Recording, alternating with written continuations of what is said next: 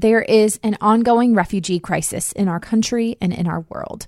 Millions, thousands of men, women, and children are making the incredibly difficult and impossible journey to a country they don't know with a language they don't speak to seek refuge and a better life for themselves and their families. The stories are heartbreaking, yet there are glimmers of hope in the darkness. Often these families come and we think that they need our charity, but what they really need is an opportunity, a chance.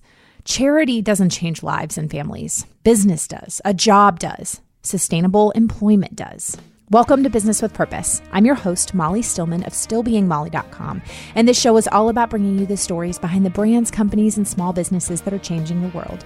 Each week, I interview an entrepreneur, CEO, nonprofit director, community leader, or just an amazing person who's trying to make a positive impact not only through their personal life, but also with their professional career. My goal is to show you that no matter what you do for a living, you can make an impact right where you are. My guest this week is Stephanie Giddens, founder of Vickery Trading, a children's clothing company with a bigger mission to equip refugee women for long-term success through vocational training, personal development, and fair wages. This is an absolutely incredible conversation about a topic that I'm incredibly passionate about, and I know that you're going to be encouraged. So without further ado, on to my conversation with Stephanie. Hey, Stephanie, welcome to the show. Hey, Molly. Thanks for having me. I am so happy to have you. And this is one of those interviews where we connected so long ago. And so to be able to finally sit down and get to know you and learn more about you, I'm pumped. I know. It's so fun. So we're going to dive right in, and I'm going to have you give me the Stephanie 101. So tell us your story. Okay. Yeah. So I am Stephanie Giddens. I was born and raised in Texas. I'm a Texas Aggie. And I now live in the Dallas area, have 3 kiddos that are 9, 6, and 4. Okay, I have to pause there really quick because when I was in college, I went to a conference at Texas A&M, and I was born and raised in Virginia. And so I flew to Texas and I went to this conference. And you want to know the thing I remember about the conference is not anything about the conference at all, but eating at Freebirds. That's the only thing I remember. And I still, to this day, now everybody knows I'm a burrito lover. Like, I still to this day, like, don't get me wrong, I will never stop loving Chipotle. But there is nothing like a Freebirds burrito. Lord have mercy. It's so good to hear someone that is not an Aggie say that, because any Aggie will probably tell you they like Freebirds more than Chipotle. And I love Freebirds way more than Chipotle. But to hear someone else say that is so encouraging. And everybody knows how much I love Chipotle. Like, it's my favorite thing in the world. But I'm like, I only love it more than anything else because I don't have a Freebirds across the street. I need a Freebirds. They need to bring Freebirds in North Carolina. It is good stuff. Anyway, so for those of you that have never been to Texas and never had Freebirds, here's what you need to do right now. You need to pause this podcast. You need to go get a ticket on Southwest Airlines. You need to fly yourself to Texas and go get you a burrito from Freebirds. And then you can tweet at me and Stephanie or Instagram at me and Stephanie when you're getting your Freebirds burrito. And then you're going to be like, I know what they were talking about now. So exactly. And there's actually one less than 5 minutes down the street from us. So they can just come visit me and I will take them. I'll even buy them I will buy you a burrito next time you're in Dallas. That's my love language. Is like, you can just buy me a burrito and I will be happy. I will be a happy camper. No joke. When my husband and I got engaged, we went and celebrated at Chipotle. Like, that was our celebration meal. Was at Chipotle. We didn't go to some 5-star place.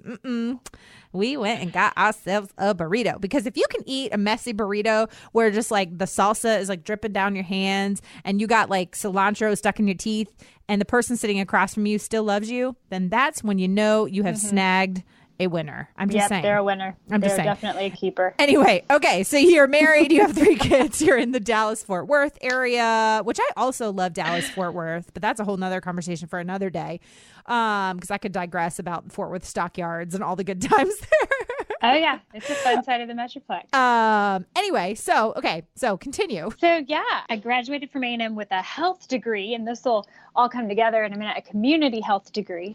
And then I went and got a Master of Theology, and then now I work in a fashion company. So, yeah, it all makes total sense, of course. Yeah, it totally does. Except for the fact that I do work with refugee women every day. So that community health degree actually kicks in almost every day as these women have unending needs of all different kinds that we get to help with and serve. So I actually use that all the time and get to love on them all the time. So it ended up being a good combo. I love it. That's amazing. Now, for those that are not familiar with Vickery training, tell us about it and exactly what your mission is. Yeah, so we are a nonprofit social business that equips refugee women for long-term success. And we do that through vocational training, personal development, and fair wages. So essentially, we hire refugee women, train them to sew at a professional level. We produce a clothing line, mostly little girls' clothes throughout most of the year, except during the holiday season, we branch out into some more gift type products for the entire family. And then we take about 45 minutes or an hour every day doing personal development and cultural assimilation. So they're getting English, ESL classes, reading, handwriting, typing, all of that to really get them up and running as employable residents here in the United States.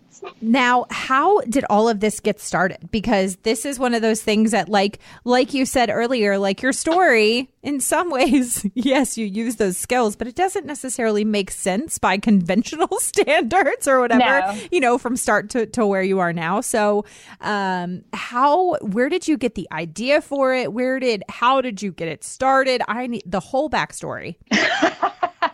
So I kind of have to tell my story in pieces because there's lots of it. Well, I have always had a passion for the underdog in whatever capacity that is. When I graduated from college, I went to work for the Head Start program and did health education with them, getting to work with under-resourced families through school systems. And so that was kind of my background there, is that education piece. And so I helped start a ministry here in Dallas for young professional women, and we did a couple of projects through them. One was we raised money to fund microlending and women's leadership training for a village of women in Rwanda. And then we also did another project based on human trafficking here in Dallas. So those two projects combined really sparked my interest in the social justice realm, in empowerment, especially of women and marginalized people groups, people who don't necessarily have equal access to education and jobs, things like that.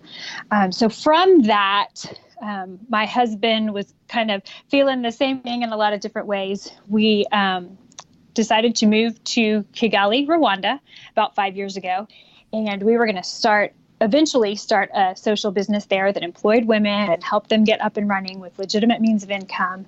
We were going to move there for a few years first, learn the business environment, figure out what we were doing. And 24 hours before we shipped our container, the job fell through and we did not end up moving. And so I was stuck here in Dallas. And I was like, well, now what do I do? I thought I was going to be living in a third world country, and I'm in one of most metropolitan areas in the United States. And so from that, I started to pay attention to what was going on around me. And my church was getting involved with a refugee community here in Dallas. There's a neighborhood of about 20,000 refugees called Vickery Meadow, hence the name Vickery Trading Company. And the neighborhood's about 5 minutes from where I live in Dallas. So I realized, you know what? There's literally thousands of women with the exact same needs right here in the U.S., 5 minutes from home. And this thing that I thought I was going to do overseas, I could start that here.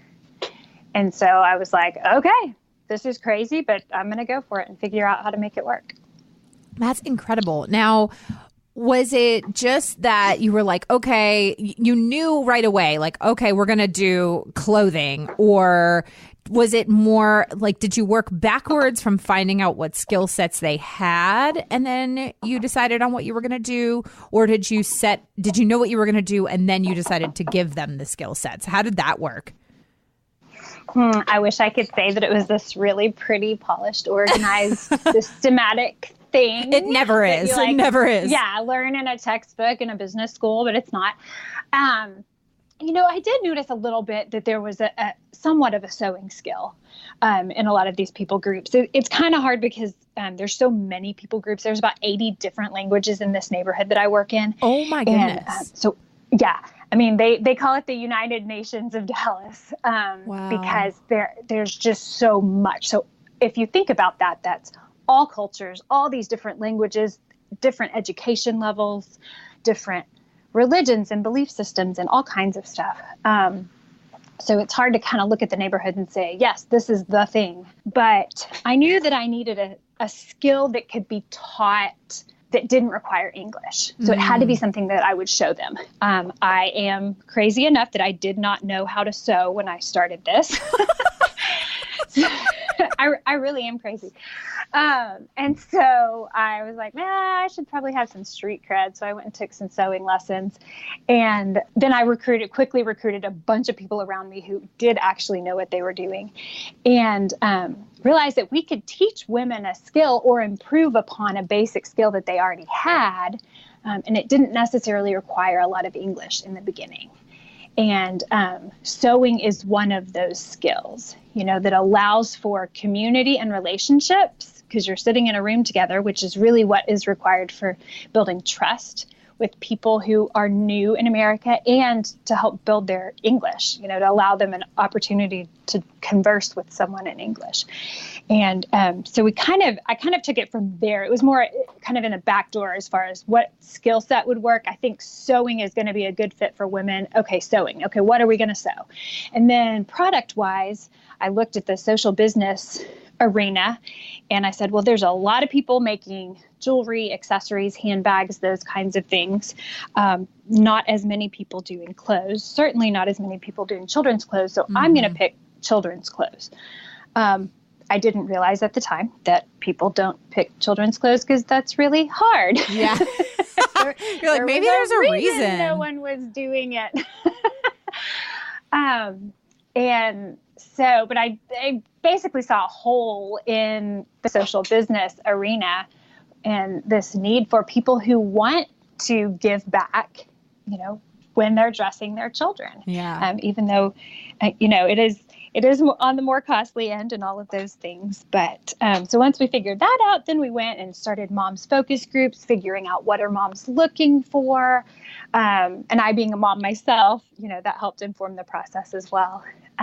So yeah, that's kind of how we kind of backed into where we are product wise. It wasn't because I'm this super fashionista that has been sewing since I was 5, because I'm none of those. I love it. Well, this is clearly, this is an area that you really have a heart for service, is the refugee community. And this is an area that I really have a heart for too. And I would just love to know kind of what has been your experience in working with the refugee community, and what have you learned throughout this process? What has maybe been surprising to you, or maybe something that has really encouraged you, or something that has challenged you? I'd love to just kind of hear your thoughts on that. Yeah. So I will start with the encouraging part. There's a mixed bag of everything. The very first refugee that I really actually sat down with and talked to here in Dallas. She invited me into her home when I was taking over a box of resources. This was not related to Vickery trading. This was, with a local community center. And she invited me into her home. And I remember the only thing she asked for that day was, I need a job. Can you help me find a job? And that kind of started my thinking about refugees. Is they kind of, I feel like they get a bad rap a lot of times of they're coming here and taking all of our resources. And that is something I have absolutely not found to be true. Yes. They are some of the most resourceful people in the world because they've had to survive such trauma. Yeah.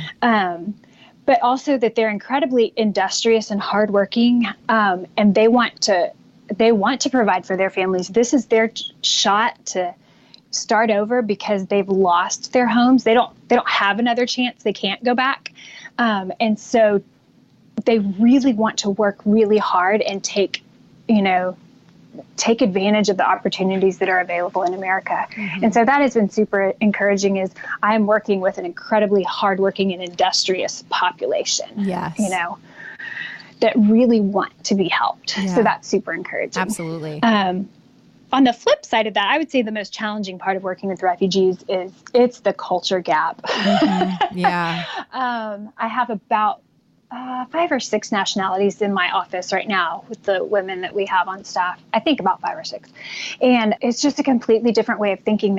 Most of them come from the Middle East or Central Asia. I have some African, and it's a very highly relational community that is not oriented around time or money, which are the two biggest things in American business. Yes.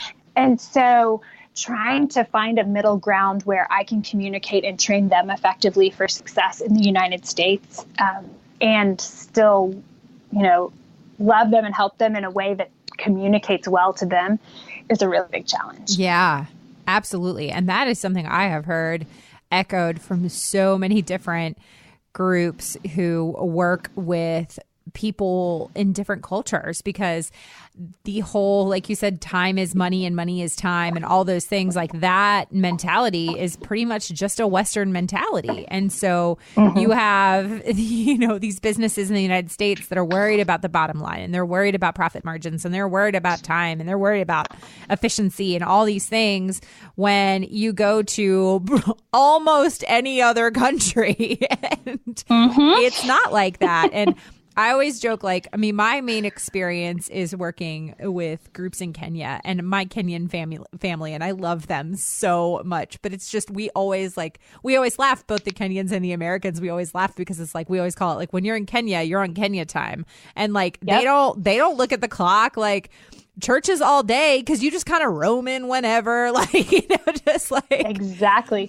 Exactly. They're you say be somewhere at 3:00 and they're like, okay, just everything just kind of runs on its own schedule. And so that can be hard when you're trying to make sure that you're respecting everybody's time while also making sure that work is getting done and things like that, while also taking the time, the important time of building community and building relationships and connection, and how important that is.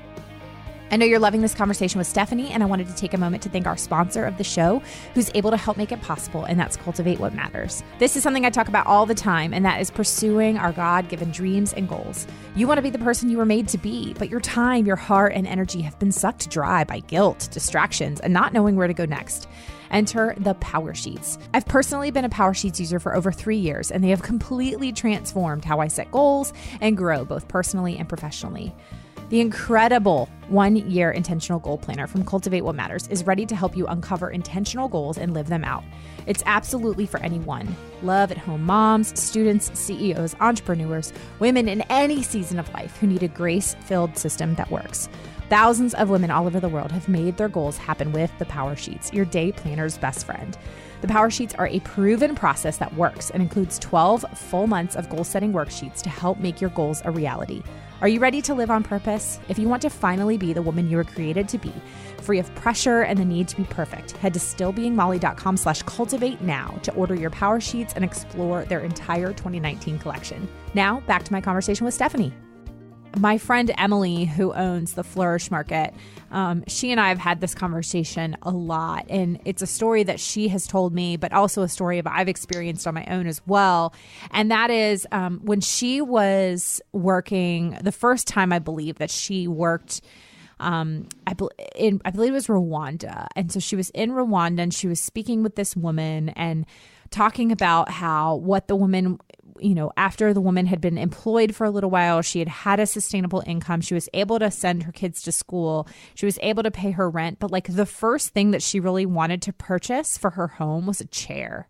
And it was that so she could provide a place for a guest to sit. And how it was I love that. Is that not amazing? And that is such an important thing for so many people in developing nations. It's okay, I've got my, my kids are in school. I've got my rent covered.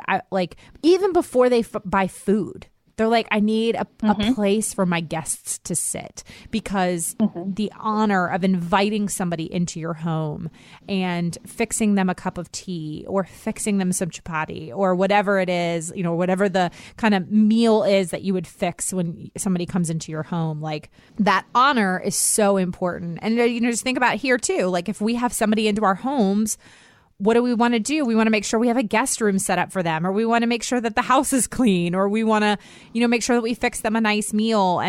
But that importance of ultimately building community and that can be such a hard balance when we're talking about business, and also, wanting to make sure that we're doing business right and we're building our business while not forsaking the power of connection and community. Yeah, exactly. Well, and especially in this context, because we have so many naturally clashing cultures that are working together, that, and if my women, we're all women in the office, and the women are not working well together, the office is not running well. Yeah. We have to keep that really in check. They had told me, the proverbial they, a bunch of people actually had told me before I started, you're never going to get an Afghan woman and an Iraqi woman to work together. They don't get along. And I was like, oh, really? And so that was kind of my challenge. Exactly. Because I love a challenge. So they came in the first couple weeks and they were like, I don't want to sit by her. I don't want to work with her, all of these things. And I was like, yeah, sorry, that doesn't really work in America. We don't really do that. Yeah. Or we're not supposed to, at least, and especially in the workplace. And so I would have them sit down every morning and have a 5-minute conversation in English, as they were just barely learning English. And I would have them talk about home, about is there a food you miss, or how do you celebrate a birthday, or, whatever. It was really benign, neutral topics.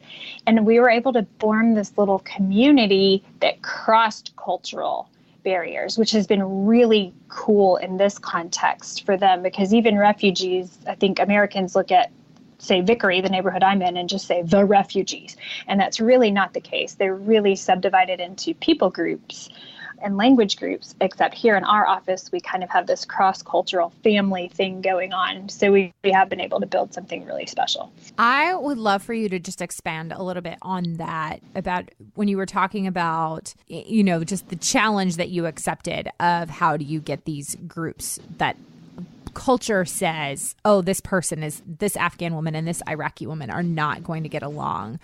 How did you approach that in the beginning, and what have you learned along the way that has maybe made that bridging that divide easier? Does that make sense? Mm-hmm.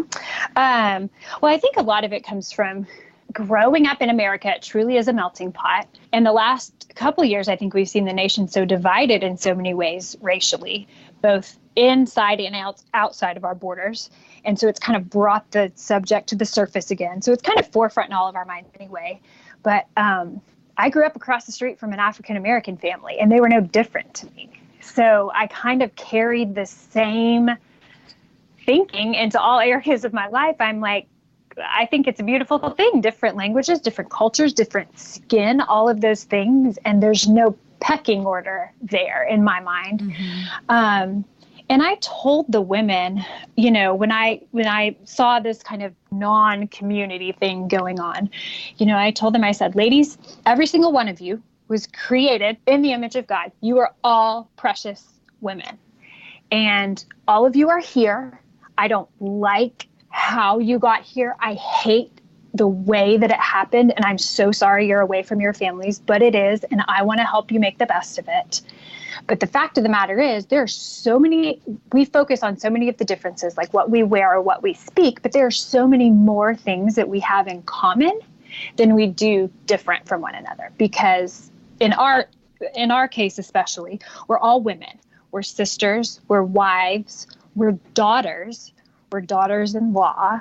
We get happy about things. We get sad when people die. We care for our children when they're sick. We have so many things in common that we really need to be focusing on that. And once we kind of turned our attention from, oh, you're different because, to this is what actually unifies us, we were able to just see past the differences and realize we are at a very basic level humans who have the capacity to have relationship and love one another despite what our skin or language says about us. Yeah, absolutely. And I think that's such an important part of the conversation. And, so often you hear people be like, oh, I don't see color, or I don't see race, or I don't see, and I'm like, that actually, in my opinion, is, and a lot of people's opinion, it's disrespectful to people of different races and colors, and because it's part of who we are.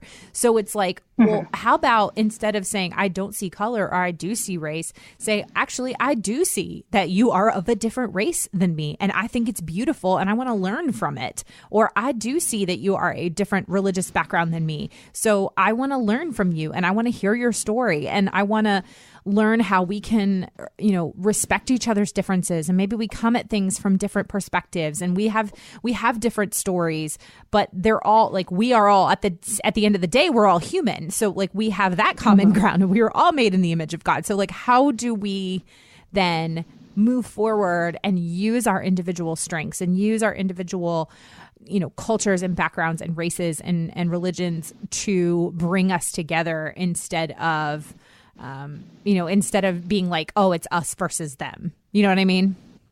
Yeah. Yeah. Because at a survival level, that wasn't going to work in our office, because there was going to be too much of an us versus them. Because there was no critical mass for anyone, including me, the at times lone American in our office. But yeah, it's been really cool to see the women work toward common goals together, and to be able to move past it, but also, like you said, respect the differences in culture, because some of them come from very ethnically and racially pure parts of the world. Yeah. That back home where it is dangerous, it is pretty volatile between different sects or groups. Yeah. And so that's kind of their MO. And to be able to move out of that into this respectful method of getting along is very different, but they've actually done really well. Yeah. And it's such a breath of fresh air for a lot of them, because it's a lot safer in a lot of ways for them. Absolutely. Absolutely. So I love this, and I could literally talk to you about this all day long, because this is just such a topic that I could talk about it all day long, because I love it. But what is on the horizon for you and Vickery Trading? Here we're at the end of 2018 and into 2019. Like, what is your vision for kind of the immediate future and then the not so distant future?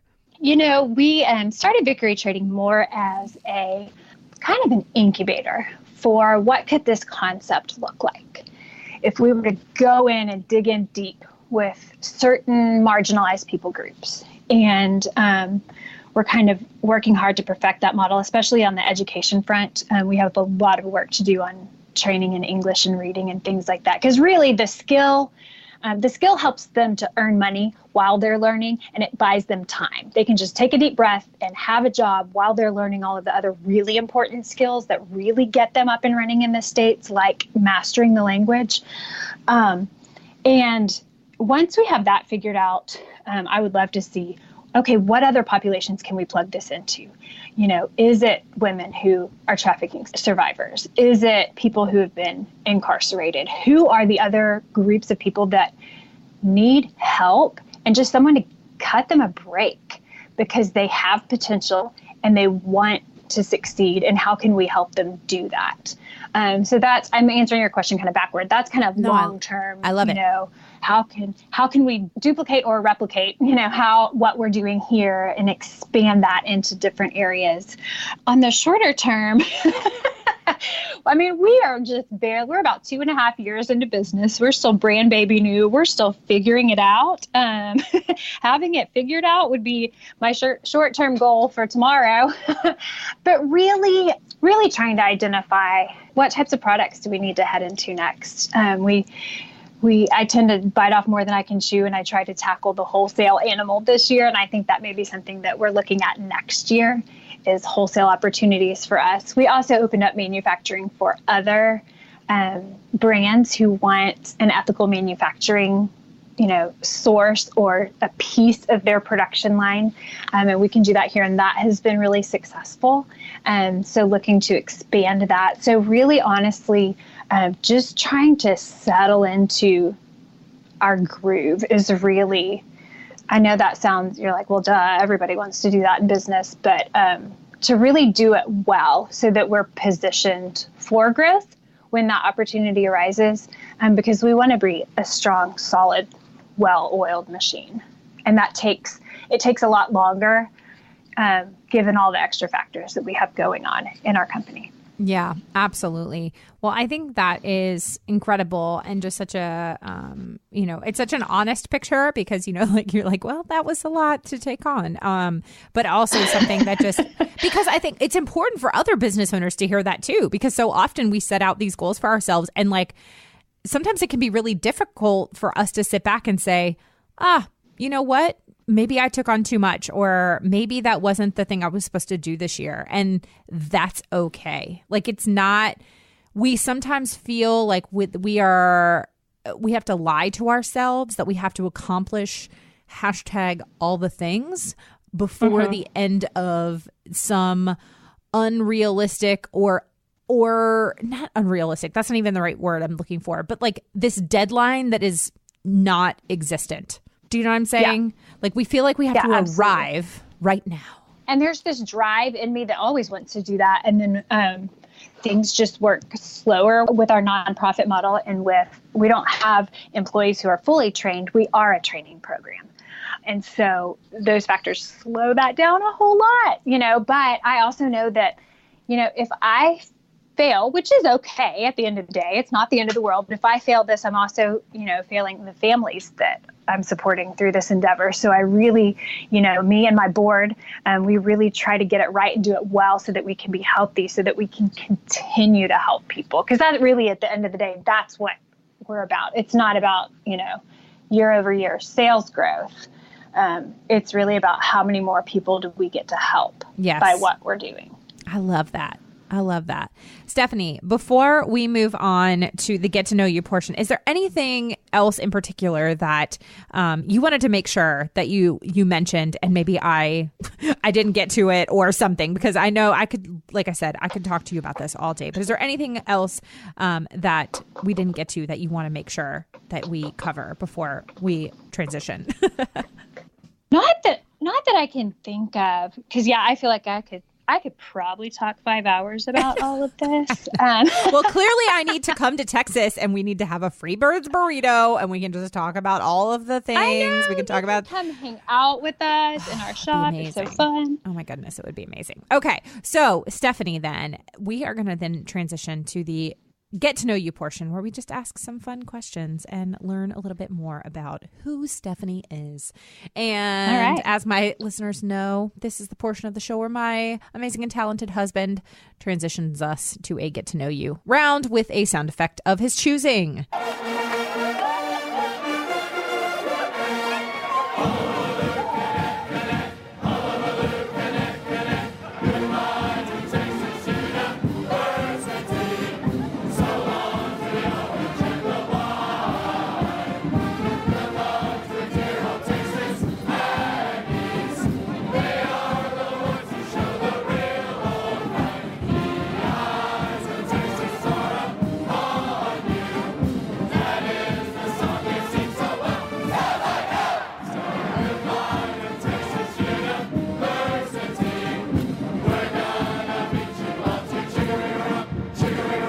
All right. The first question is, if you could win an Olympic medal for any sport, real or fake, what would it be?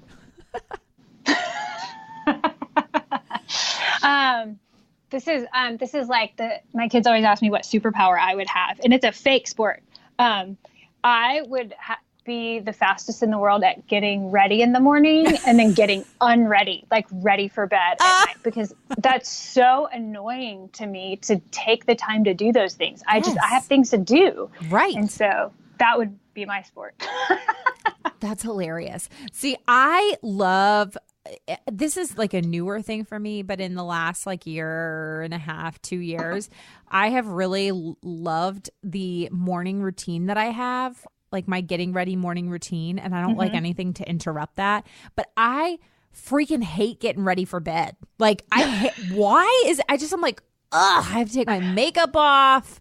Yeah, I have to brush my teeth. I don't think to go to bed until I'm already too tired. Right. And then I have to go through the process of getting ready for bed. I'm like, I don't want to do that. Worst. I just want to snap and have it done. Right. I'm like, is my skin really going to be that bad if I sleep with my makeup on? Ugh, I guess I have to take it off. it's the worst. Yeah. You got to wash your face, got a skincare routine. You got to brush your teeth. You got to, do dry shampoo or whatever it is. Like, it's a whole situation. I know, exactly. And I cut more and more steps. You would think I would add more steps the older I get, but I'm like, I don't really need dry shampoo. I'll just wear one of Vickery Trading's yoga bands tomorrow. That's how I solved that problem. It'll be fine. I'll just throw my hair in a messy bun and it'll be great. Exactly.